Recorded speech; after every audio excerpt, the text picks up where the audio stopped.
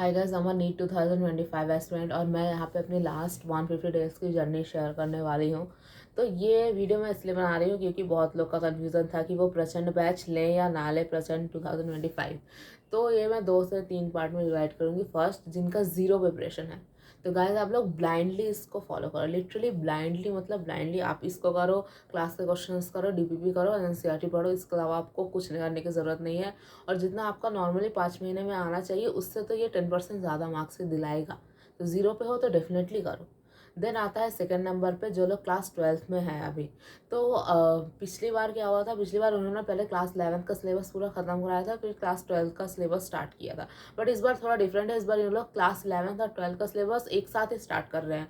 तो क्या कहते हैं, आपका अगर कुछ पोर्शन बचा है, ठीक है, तो फिजिक्स वाला ऐप पे इसका पूरा शेड्यूल दिया है कब क्या होने वाला है। तो आप इसको 2 से 3 दिन थोड़ा पीछे करके चेक कर लो कि हाँ ये चैप्टर मेरा नहीं हुआ है और ये जल्दी हो जा रहा है। उसके बाद आपको रिवीजन करने का भी टाइम मिल रहा है, तो आप फिर उसका वन शॉट देख लो और फिर वो करो, ठीक है। वरना आपके पास प्रचंड 2024 के भी वीडियोस होंगे, वो आप कर सकते हो, ठीक है। तो ये नहीं कह रही हूँ कि अगर आप क्लास 12 में हो तो ब्लाइंडली फॉलो करो, क्योंकि ये कब तक खत्म होगा अभी तक कोई गारंटी नहीं है। लाइक फरवरी 10 लिखा है शेड्यूल में, बट ये खत्म होते होते फरवरी के एंड तक आप समझ लो, क्योंकि कुछ लेक्चर कैंसिल होते हैं। अगर हम पिछले साल के हिसाब से चलें तो कुछ लेक्चर्स कैंसिल होते हैं और फिर लाइक थोड़ा पोस्टपोन वगैरह होता है। तो आप थोड़ा ज़्यादा टाइम लेकर चलो तो फरवरी के एंड तक खत्म होगा। अब आप इसके हिसाब से देख लो आपके पास रिवीजन का टाइम बच रहा है कि नहीं, ये हो रहा है वो हो रहा है कि नहीं।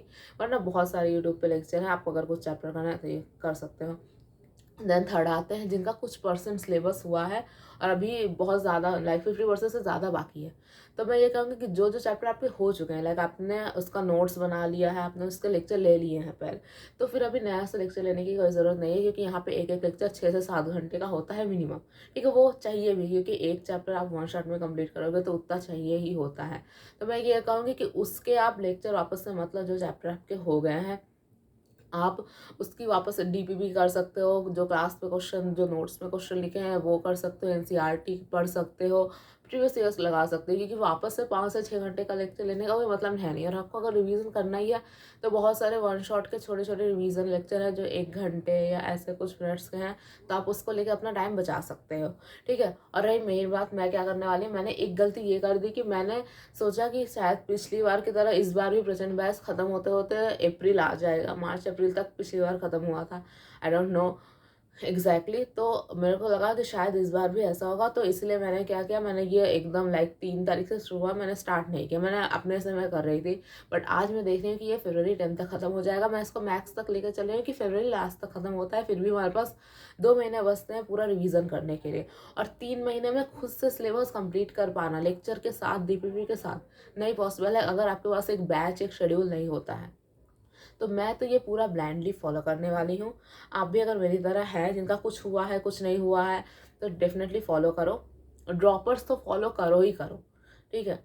और रहे क्लास 12th के बच्चे, वो लोग आप अपने शेड्यूल के हिसाब से देख लीजिए कि कब क्या हो रहा है। क्लास 11 12 साथ में स्टार्ट हो रहा है, लेकिन वही ख़त्म होते होते जब 11th का ख़त्म होगा 12th का ख़त्म होगा, तो हाँ वो थोड़ा सा लेट हो सकता है। तो आप प्रचंड 2024 के बैच के जो लेक्चर्स थे आप वो ले सकते हो, अगर आपको वन शॉट लेने ही है। और क्या कहते हैं, इतना करने के बाद अभी जैसे अभी तक तो वीडियो नहीं आया, बट पिछली बार जब ये प्रचंड बैच चल रहा था तब अलग सर ने एक वीडियो पोस्ट की थी कि कैसे ये करना है।